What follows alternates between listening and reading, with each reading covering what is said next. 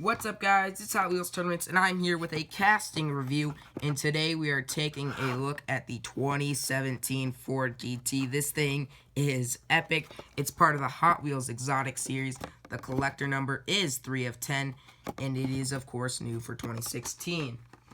It was born in 2017, which I don't really know how it's possible, considering we aren't even in that year, but car manufacturing years are just completely screwed up to me. I don't know how they decide that this is the 2017 Ford GT, even though it was born and released in 2016. That doesn't make sense to me. But whatever. Its birthplace was Dearborn, Michigan, in the U.S., and the designer was Ford.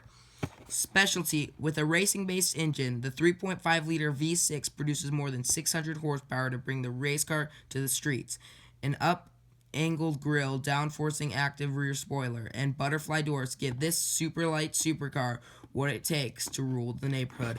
Now, don't get me, this Ford GT is absolutely epic, and it has been just about everywhere. It was the cover car on Forza. It's gotten so much hype. It's absolutely insane, and I honestly cannot wait to unbox one. So, here we go. Let's take a look of it out of the package. Oh, and it's on its roof. Great. So here it is, the 2017 Ford GT. Looks awesome. Let's go ahead and take a look at the tampos. Nothing on the side. Obviously, they kept it stock and looking exactly like the street version in its first release, like Hot Wheels normally does.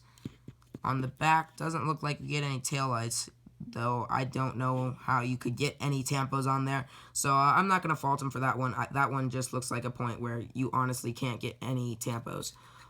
Nothing on the other side as well. And on the hood is where we get all our detail. So we get the Ford logo right on the front there. The headlights look pretty cool. And this is pretty cool. You actually get like the vents or the intakes tampoed on there in between the headlights. That's absolutely awesome.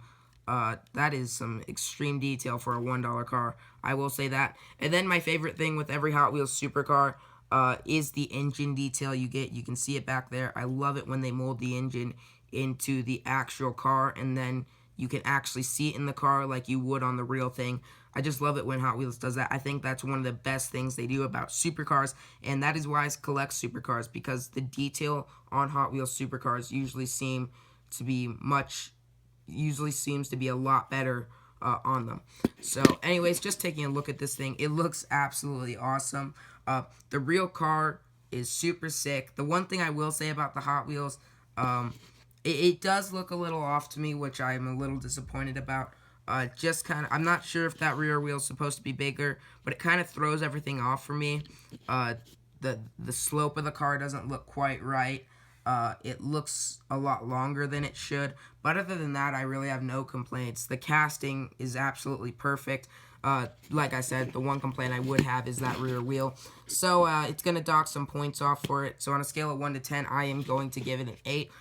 Definitely want to always collect just because it's going to be such an iconic car in the future. Plus, the model's pretty good for the most part. That's my only complaint. It's not something that's going to prevent me from collecting the car.